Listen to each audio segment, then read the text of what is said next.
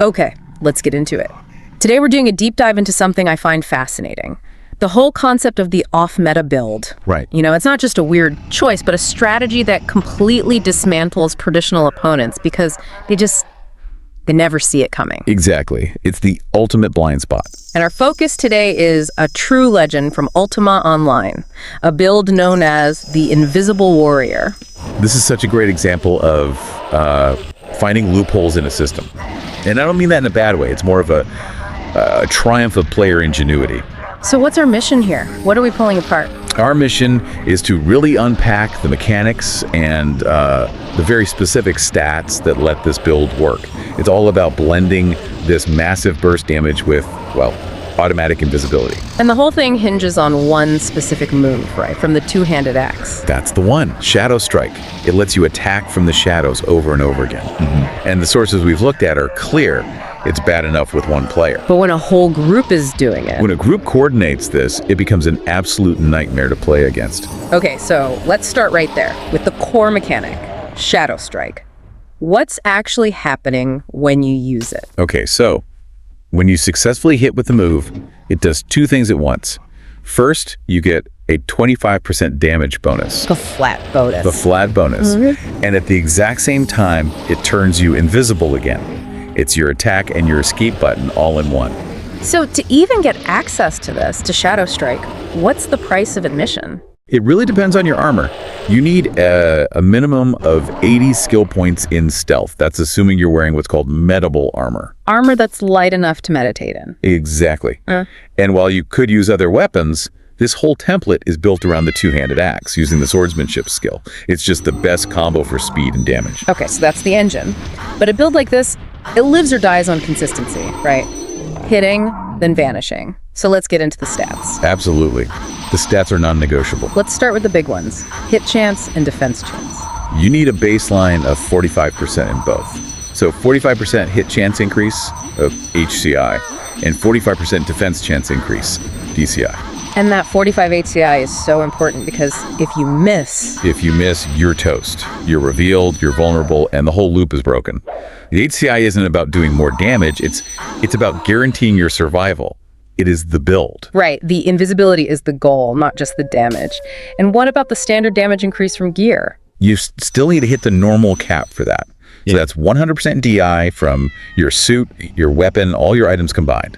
And then Shadowstrike adds its bonus on top of that. And all that spamming of special moves has to cost a lot of mana. It does. So for lower mana cost or LMC, you're aiming for 40% as a baseline. Only 40. Well, 40 if you're in the lightest armor. If you go for something a bit heavier, like studded leather, you have to push that LMC up to 55%. If you don't, you run out of gas. Makes sense. Okay, let's talk defenses. You're not supposed to get hit, but it happens. What about resistances? 70 across the board is your starting point. All elements at 70. But hold on.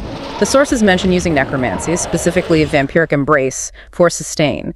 And then it says you need a huge spike in fire resist. Why? That's a fantastic question. It trips a lot of people up. It seems totally unrelated. You're draining life with a necro spell. Why does that make you weak to fire? It's the hidden cost.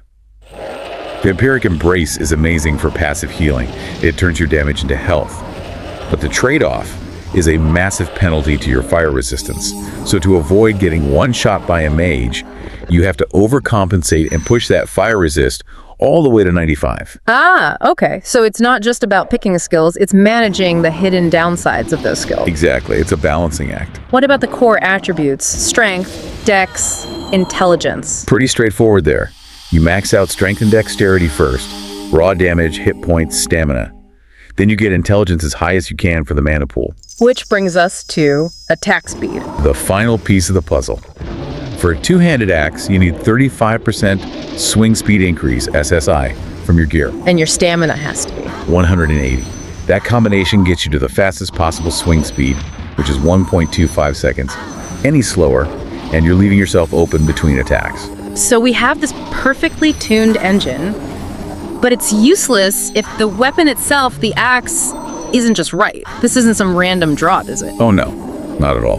This axe is a custom job.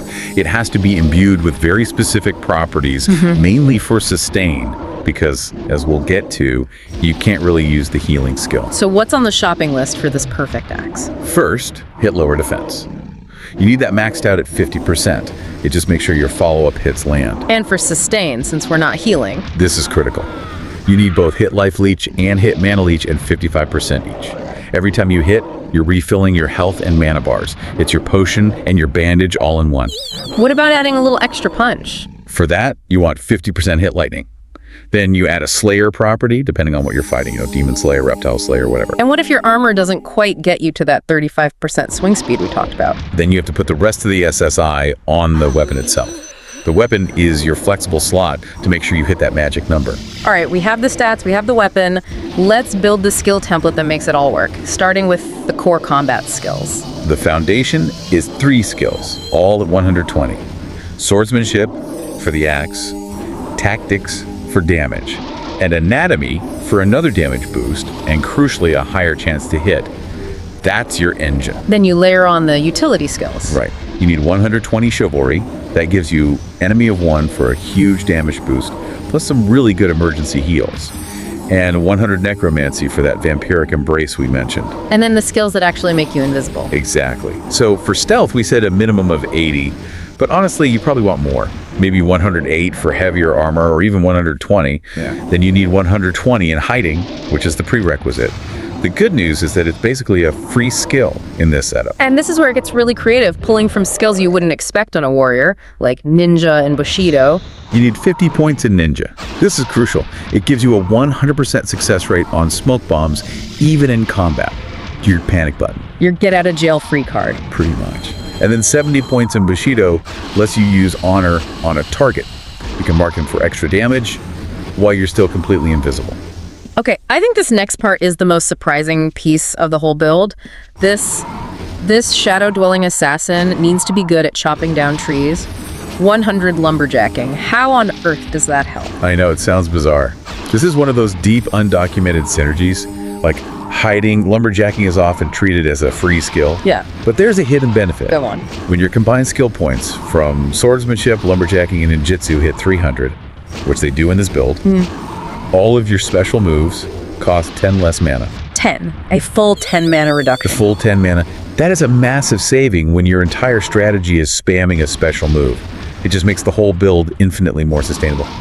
It's the secret sauce. That's incredible. So let's talk about actually using this, the combat tactics. You're not a frontline brawler here. Not at all. You're an assassin.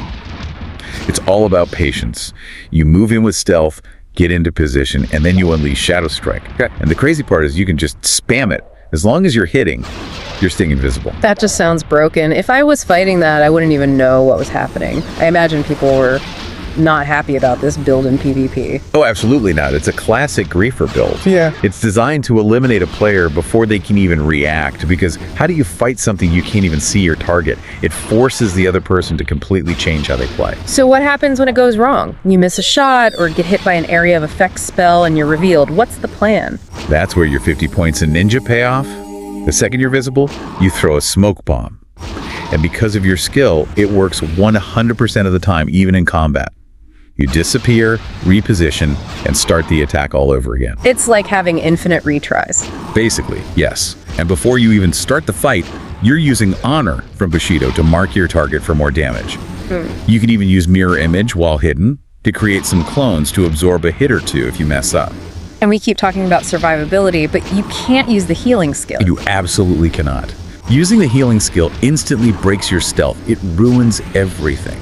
All of your sustainability comes from the leeches on your axe, from vampiric embrace, and maybe a quick chivalry heal if you're desperate. I see the sources also mentioned keeping a double axe as a backup weapon. Yeah, that's for situations with lots of weaker enemies.